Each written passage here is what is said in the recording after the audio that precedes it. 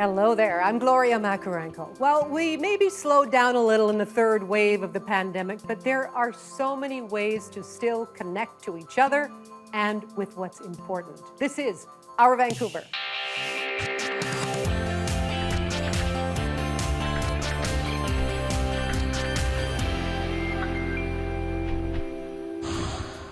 Coming up, soothing stories. Independent bookstores report record sales. And tasty teaching. Chef Chen offers meal kits and tutorial videos from Boulevard Kitchen and Oyster Bar. But first, a BC author is inspiring love and conservation of endangered animals.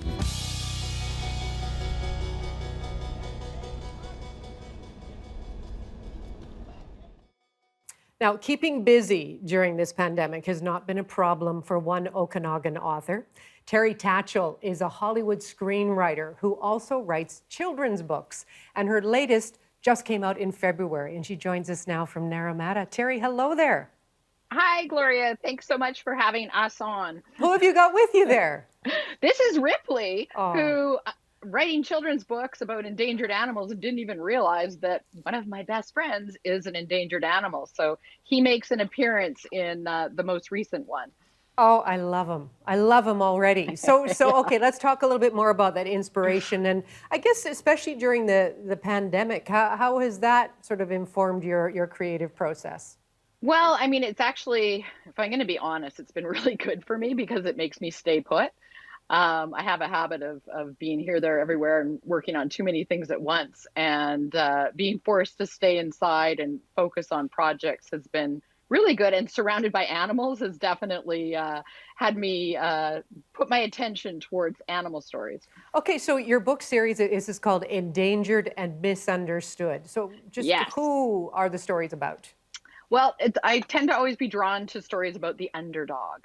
And these are the stories about the underdogs of the endangered animals that you've never heard of. So the first book is about an aye-aye, which is a lemur. Second one's about a pangolin, which by now everyone's heard about. And the third one's about an okapi. And we're working on a tarsier one right now. So I'm trying to get people to fall in love with the animals that they've never heard of before they don't exist. And why? I mean, I guess why is this so important to you to bring these characters to life? I mean, I've always wanted to write kids' books. That's always been my number one passion. And I just didn't have the story. And then I came across an aye-aye, which is a lemur. And I found out that the reason he was endangered was because of a story.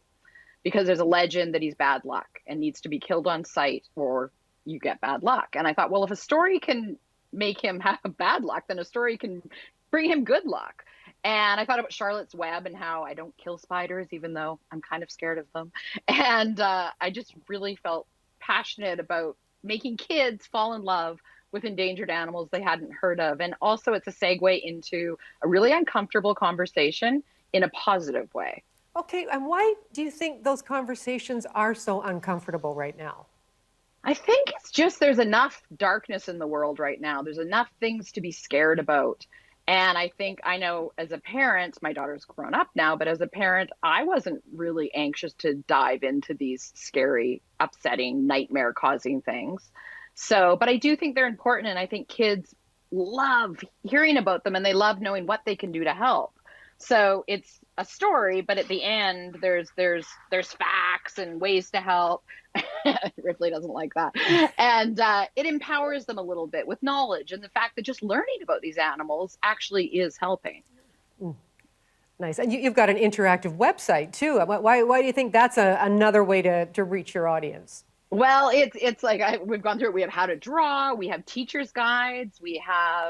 I just know that as a parent, I was always very into doing arts and crafts with her and reading and learning the facts. And I wanted to provide avenues for every type of child. We all learn in different ways and we all like to do different things. And the teacher's guides have turned out to be really great.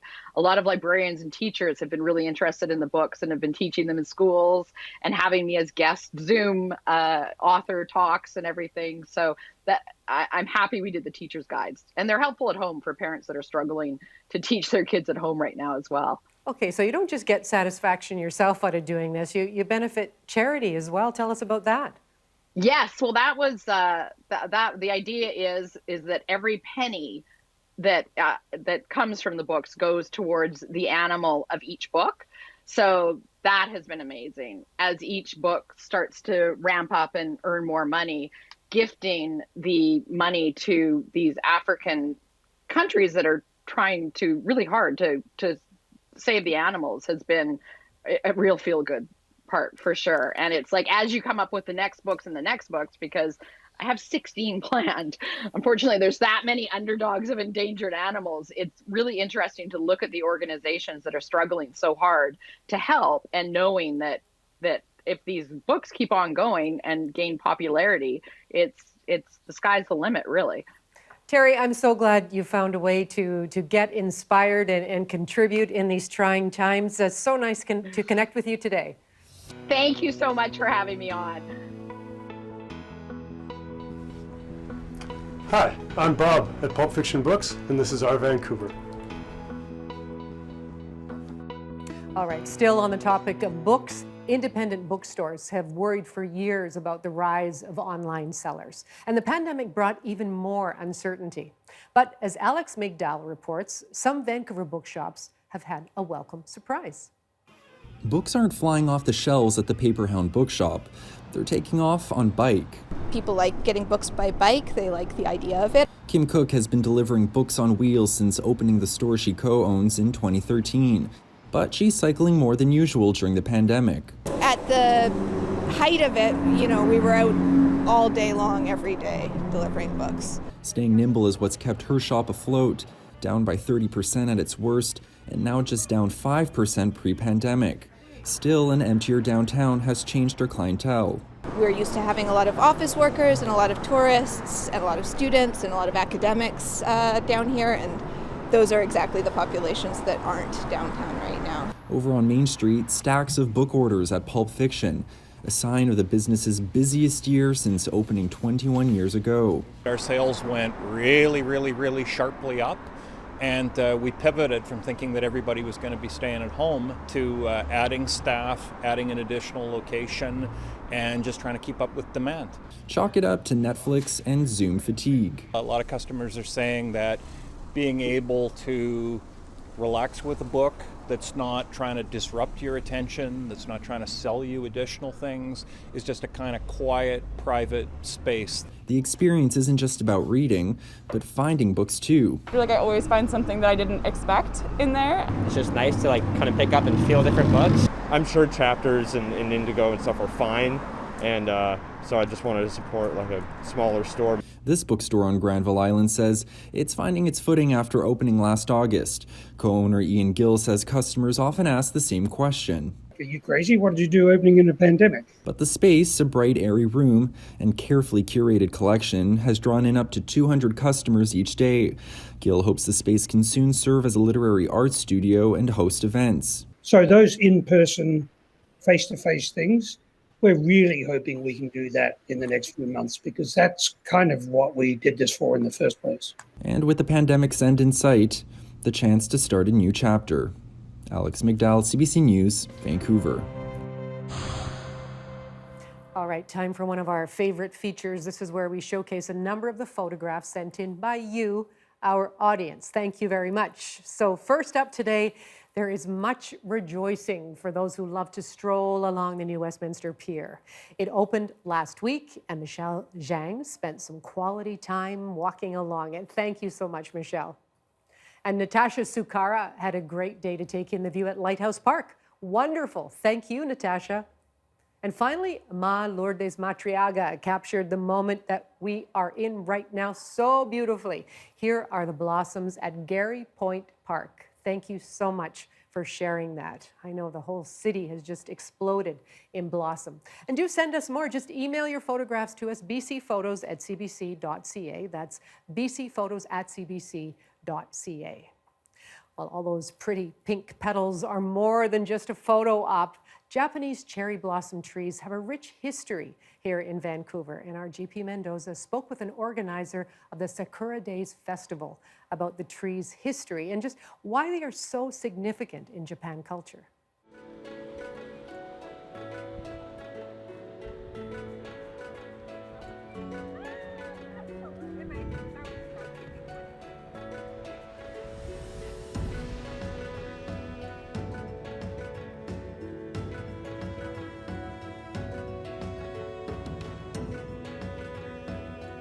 The cherry blossoms are well regarded in Japanese culture because they are the national tree of Japan, and there are many reasons for this. One of the main reasons is from 100 years ago, when rice was grown as a staple crop in Japan, the cherry blossom timing of the flowers coincided with the time that it was right to start planting your rice crops. Another reason is because in Japan, the school year runs from April to March. So when the cherry blossoms bloom, it signified the time for kids to start a new year of school. But the main reason why the cherry blossom is so loved in Japan is because of the brevity of its beauty. These blossoms only last in bloom for about 2 weeks at a time. So it's a good reminder of life and the brevity of life and the beauty of things that don't last forever.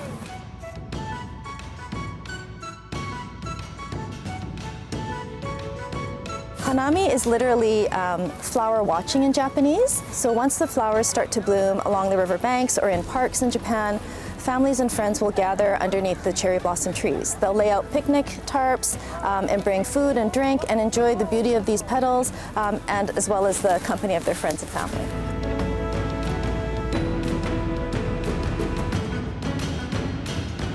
So in the early 1930s, the mayor of Kobe and Yokohama in Japan donated cherry blossom trees to be planted around the war memorial that's in Stanley Park, that's dedicated to the Japanese Canadian soldiers who fought in World War I. And then afterwards, in the 1950s, more trees were donated by the Consul General at that time, and those are the trees that you see planted around Vancouver.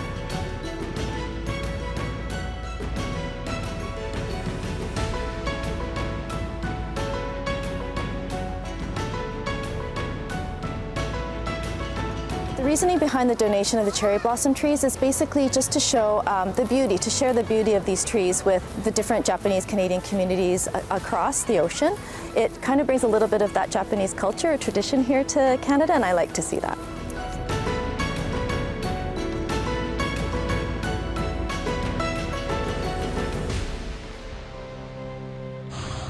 Now remember the story about the giant container ship that was stuck in the Suez Canal? The Ever Given was set free thanks in part to some tugboats designed right here in British Columbia. So here's a look at how those vessels were able to move such an enormous ship. The Ever Given, one of the biggest cargo ships in the world, is sailing free again thanks to the work of some Canadian-designed tugboats. Pushing a vessel of that size was a complex operation that required several diggers, dredgers, and over a dozen tugboats, 6 of which were designed in Vancouver. So how did these Canadian-designed tugboats help free one of the largest container ships in the world? The pressure was on. It took crews over 6 days to finally dislodge the massive ship. We asked the architects who designed the tugs to explain exactly how these small vessels were able to move something more than 10 times their size. The ship, when it came along, it hit and ended up in a position kind of like this. So it was a sort of pronged approach here. There's a lot of calculations that need to be done in this situation. The ship would have been on the side of the canal quite heavily. It hit quite hard, and that would have forced it to rise up and lose buoyancy. So they will have had to have done calculations based on what they can see and how far it stick out of the water to enable them to calculate how much pull they're going to need to get it off. So how are tugboats able to push and pull vessels so much bigger than them? These little boats are very, very powerful. For example, the ones that we had designed for this in this operation have about 7,000 horsepower. They are a little bit like bumper cars. They do have very extensive fender system, rubber around the bow of the tug, which enables them to push against the ship without damaging the ship. The tugs have what's called an azimuthing propulsion system. Some people call them Z drives. Essentially what it is the propeller unit that's underwater is able to rotate 360 degrees, and that enables them to thrust in any direction, and it makes them very maneuverable. It's nice to see our boats get recognition. It's the kind of work that that our tugs, our boats do every day. So we were very proud to see what happened there.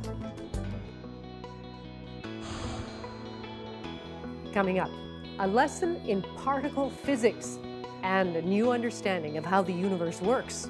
Johanna Wagstaffe is going to tackle that for us right after the break.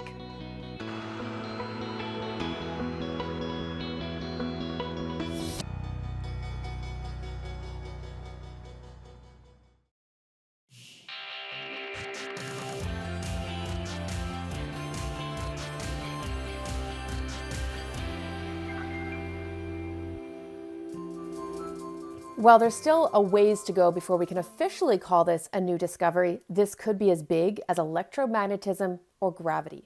That's because there are only 4 forces that explain literally how everything in the universe interacts on a subatomic level. It's part of the rulebook, the Standard Model, and scientists think they may have found a 5th force. The Standard Model, developed about 50 years ago, doesn't explain everything in the universe. So recently, scientists have had their eyes on these particles called muons. They're basically a heavier cousin to an electron. If you put them in a magnetic field, they'll spin around like a top. And so scientists have made these incredibly detailed calculations about how they should move and spin and wobble based on the Standard Model. In theory. So the thinking was scientists would run a series of experiments to see if these muons do behave as predicted. Turns out they don't. Last year, scientists calculated a very precise number, and when they ran the experiment, the results didn't match the theory. The same experiment was actually done in the UK in 2000, and the calculations also didn't add up. But this experiment, just done in Illinois, used some very, very precise numbers, and these results are incredibly exciting.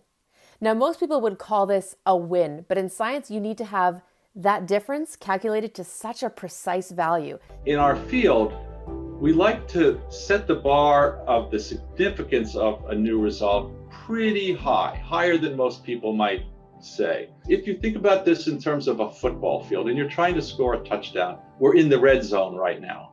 So scientists are going to repeat this experiment at least 4 more times over the next couple of years. Okay, as far as a name for this new force, if it all comes to be, how about leptoquark, Z boson, or even flavor force?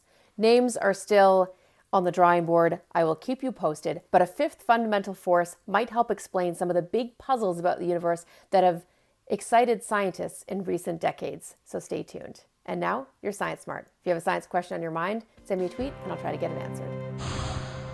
Johanna, thank you very much. You are watching Our Vancouver. I'm Gloria Makarenko.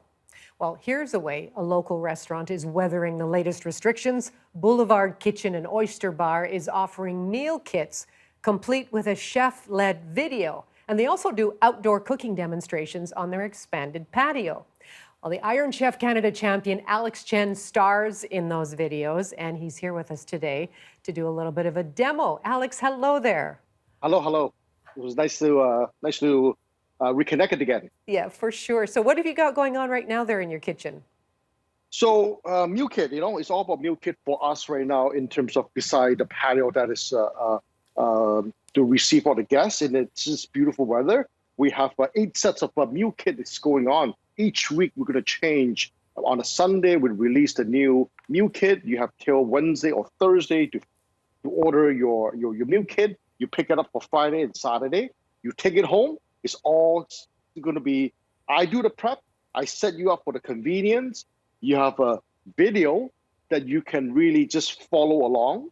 I like the video more than just instruction because it gives me an opportunity to share more tips and to be able to show you all the chef little tricks. So one of the meal kits coming up after this week, next week, is going to be the Caesar salad with Dungeness crab, and then we have the classic peppercorn steak with the green peppercorn sauce, gratin potato, and then a little cheesecake. So that's when you follow the video, very easy. That's where this is going to be the meal kit for 2. This is for 1, Caesar salad, peppercorn, Brussels sprouts, carrots, little green peppercorn sauce, and then we have a caramel apricot mousse. This one right here, it's a fun one, butternut squash soup with a little chive oil, maple cream, and then the lobster mac and cheese with strawberry cheesecake.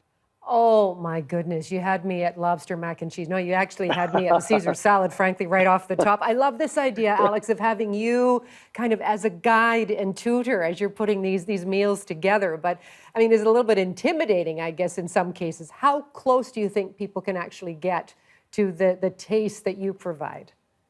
I think that we took most of the guessing out of the equation. We set it up like dressing is all done. You need just to toss the salad together. Presentation-wise, is it going to be close to mine? You can follow the video for sure.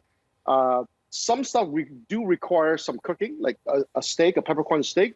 As long as you have a thermometer, you can follow the video, and it should be fairly easy because most of the cutting is done, most of the measuring is all done, and everything's all mirror the video. It's actually fairly easy. The next best thing to being in your restaurant, I'm sure. Now, what about the outdoor patio I talked about? What happens there? Well, patio, we open every night. We welcome, except for Monday, Tuesday to Sunday, we're open. And then the patio, we're fortunate enough to be able to pivot. We set it up within 12 hours, and we we're utilizing this weather right now to really just want to welcome our guests, welcoming the new one, and then taking care of the old one that has been supporting us for years. All of this stuff, patio and then the meal kit, allow us to continue to move forward. For me to bringing back another cook, another front of the house, in order to provide opportunity for me to continue to teach, to be able to just say we're not willing to give up. We want to continue to move forward. All of this kit, how do we come up with all the procedure, the whole little steps, everything, the 3-dimensional, not just about making money, but it's also about providing mentorship for especially the young one that just graduated from cooking school. Imagine what they're going through. So we are taking all of that into consideration. Just want to provide a great experience for our guests, but then at the same time, still be able to provide for our staff and mentorship for the new cooks. Well, despite all the restrictions, you're obviously keeping yourself busy. How are you personally? Just, what's getting you through this? It's for me wise, it's family. It's always about staying positive. It's about seeing what is not done out there and then seeing this as an opportunity. That's just always been our philosophy. Just like we want to create opportunity. It doesn't matter if we're on good time or bad time, because it's just point of views, right? You need to find the good in everything. You need to find the, for the most part, in this crazy time right now, good food, good experience still spark joy. It still brings a smile to everybody's face. So I know in this tough time right now, if we can do that on a good time when everything's all come back to life, why won't we thrive again? I know 100% we will be stronger after this. Alex, seriously, your energy and your innovation are inspirational. Thank you so much. You take care. Thank you. Thank you. Have a good day. If you're looking for something to do safely online, here's a fun event that will help out art students and the Queer Arts Festival. Capilano University students of the Arts and Entertainment Management program are officially debuting Drag Stravaganza, April 18th at 7:30 in the evening. So this is a drag artist competition and a fundraiser. Pay what you can. So for tickets to the live stream, go to tickets.capilanou.ca. And Earth Day is being marked in different ways due to the pandemic. Surrey is still hosting a party for the planet online. It's a free online live stream of performances from 5 until 7 in the evening. You'll see Bob's and Lolo, Stars of the North Drum Group, and the Zolas, to name just a few of the performers. The City of Surrey will host this on their Facebook page April 22nd. Hey, Grant Lawrence from CBC Music here. I'd like to share a story with you about an inspiring, high-energy rock and roll musician who emerged from the unlikely location of Kirkland Lake, Ontario.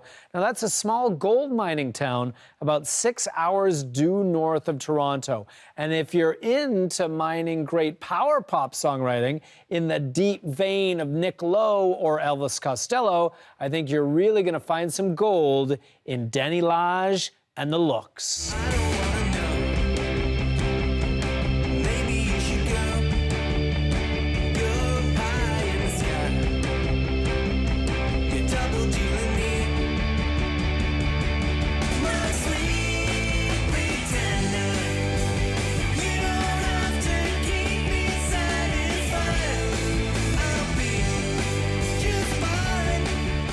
That's Danny Lage and the Looks with that catchy indie rock and roll tune, Sweet Pretender. That goes back to 2017.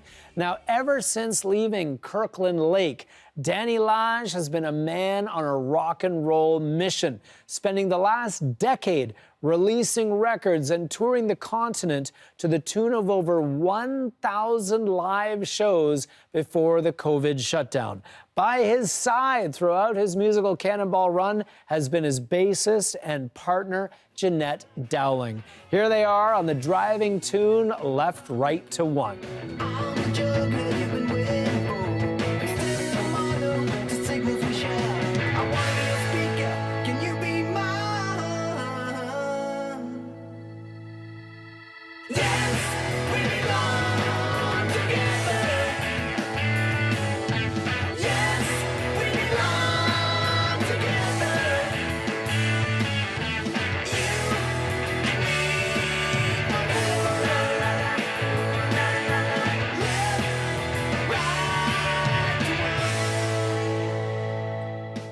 Ooh la la la. Yeah, that is Danny Lage and the Looks with Left, Right to One, a great shout-along chorus in that tune. Over the years of his rock and roll crusade, Danny Lage has planted temporary roots between tours in places like North Bay, Toronto, and Montreal, all the while never really resting, always trying to dig for that next catchy hook, that next great show, that memorable chorus, that perfect couplet. This year, Danny Lage and the Looks are set to release a new album. It's called 10 Easy Pieces, and from that record, here's the first single, and it's got a cool folk rock vibe. It's called Don't Keep Me Guessing. I saw you waiting in a frantic room. I kept my fingers crossed till you finally looked back. You were stuck in the hot and the cold while I was in the middle of diving in.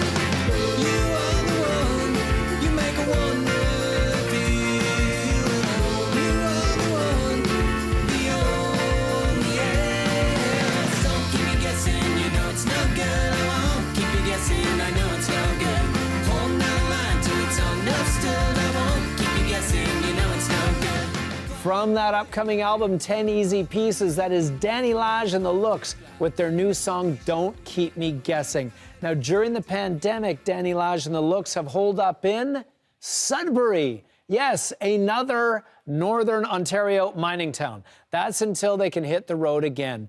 Don't Keep Me Guessing by Danny Lage and the Looks is a song that you need to add to your Diamonds in the Rough playlist. I'm Grant Lawrence from CBC Music. Stay safe, and I'll check in with you again next week.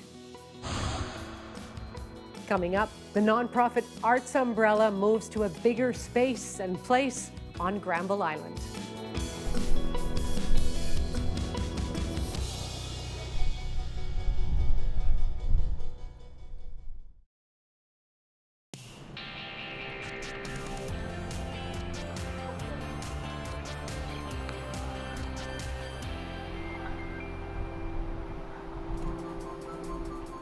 You are watching Our Vancouver. Hi, I'm Gloria Makarenko. Now, ever since Emily Carr University moved from Granville Island, the old campus saw little art happening behind its doors. But now, the nonprofit Arts Umbrella has set up shop and is ready to welcome young artists to explore dance and theater, art, and more. Just look. Well, we are so excited at Arts Umbrella to be finally in our new home on Granville Island after many years of preparation and planning. This building, first off, is close to 4 times the size of our current space on Granville Island. So we are just able to really spread our wings within each of the disciplines. There is a 132-seat theater, a performance theater with a 1,500 square foot sprung floor stage. Exhibition gallery for young people right in the main foyer of the building.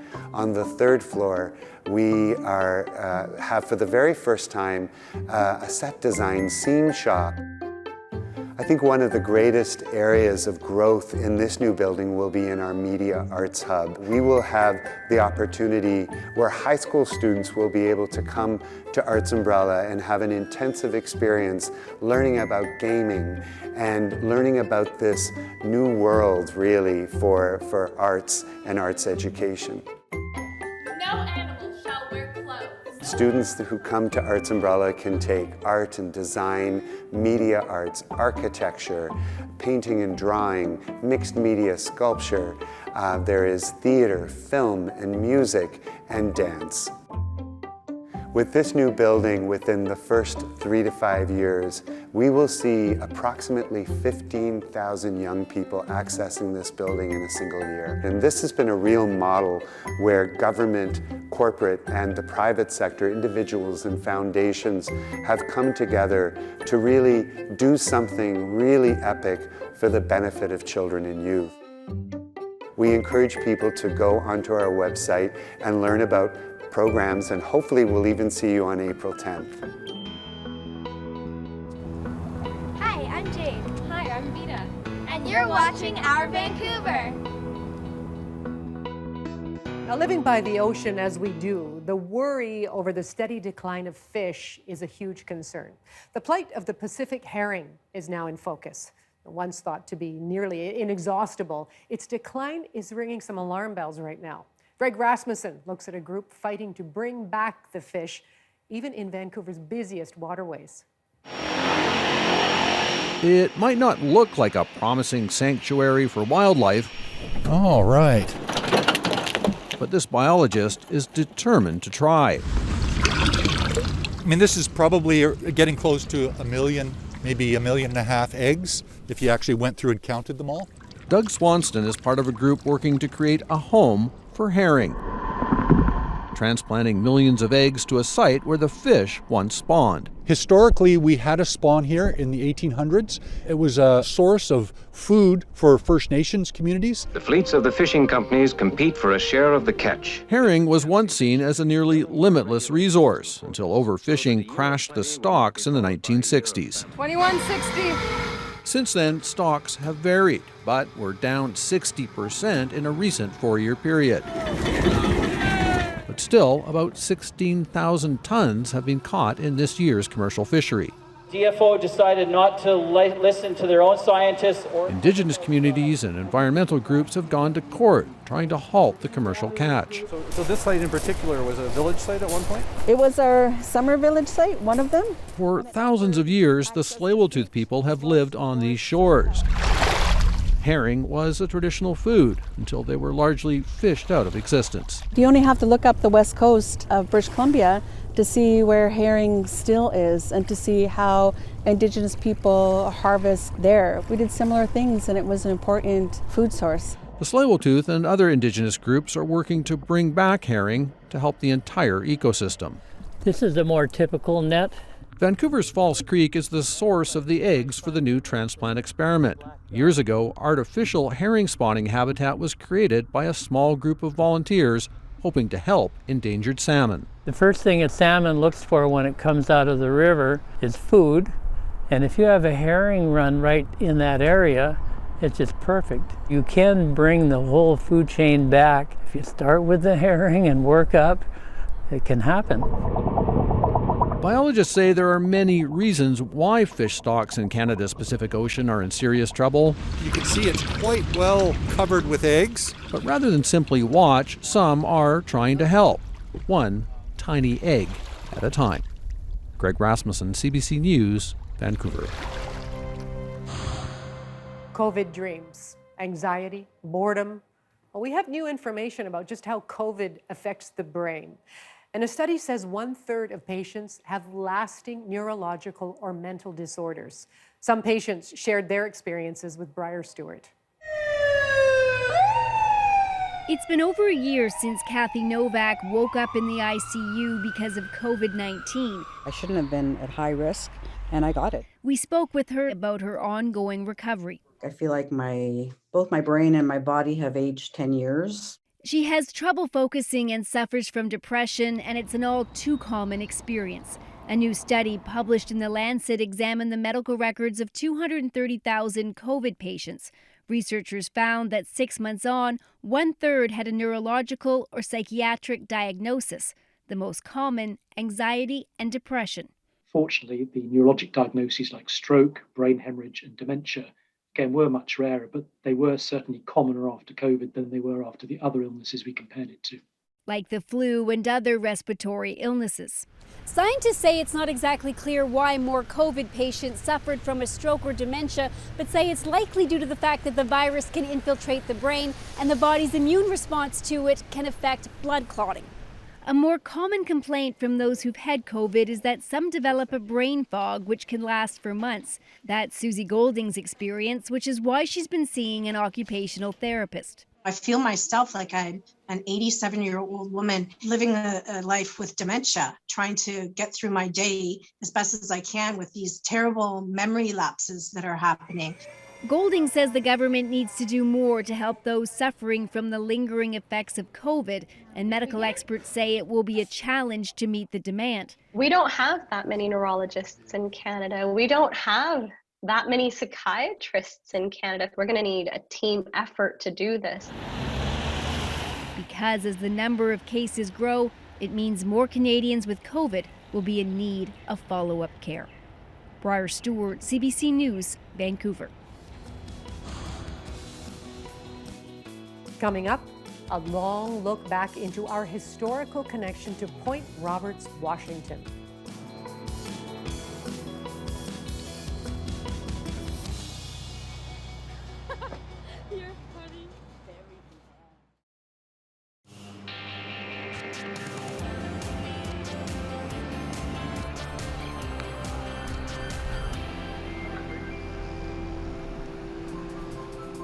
Welcome back to Our Vancouver. I'm Gloria Makarenko.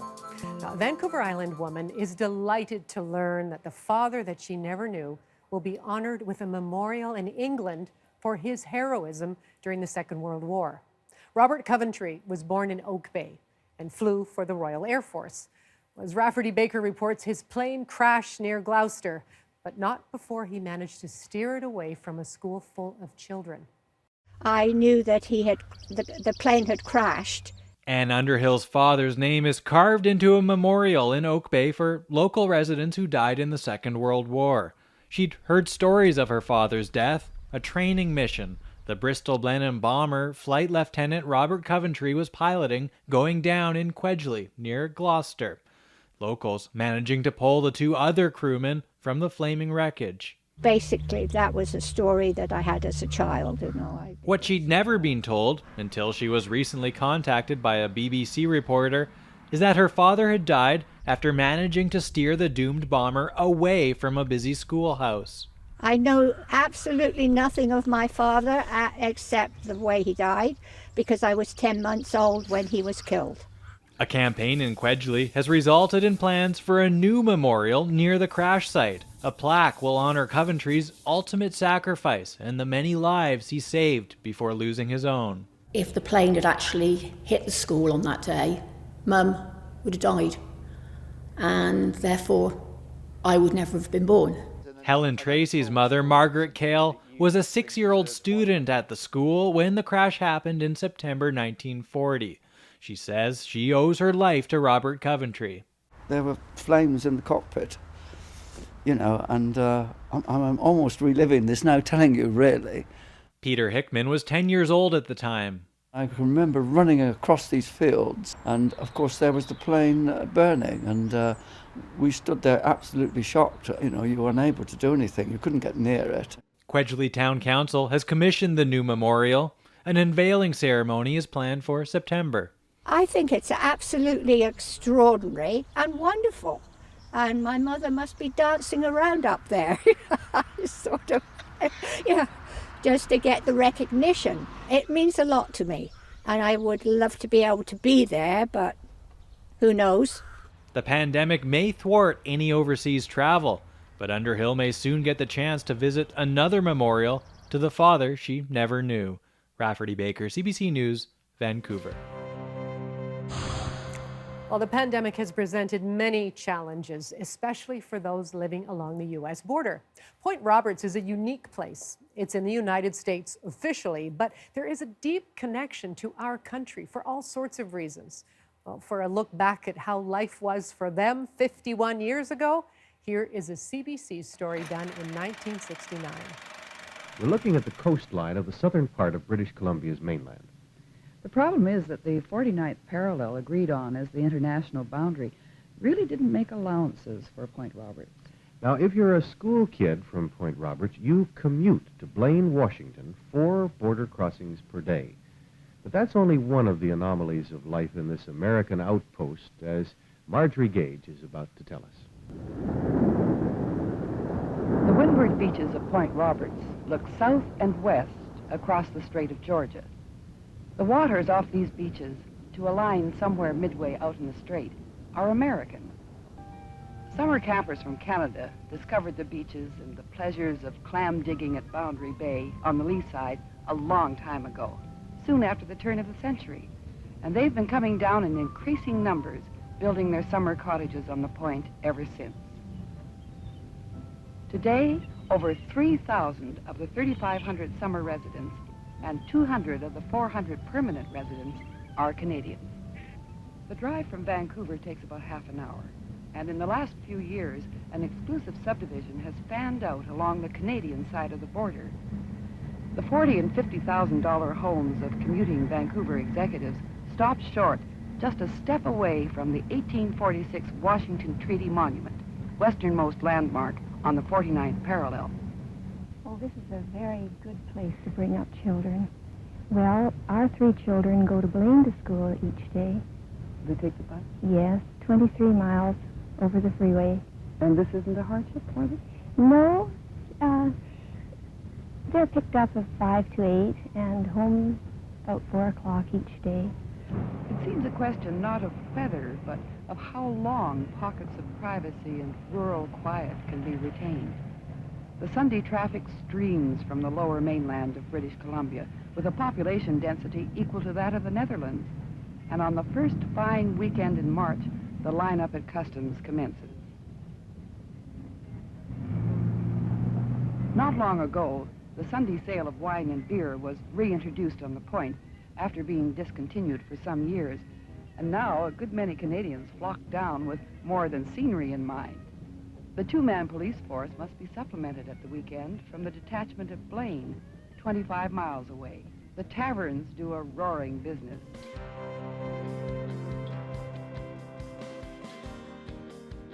CBC Vancouver is so lucky to have award-winning photographer Ben Nelms on staff. Here are a few images of the week we had, captured in only the way Ben can.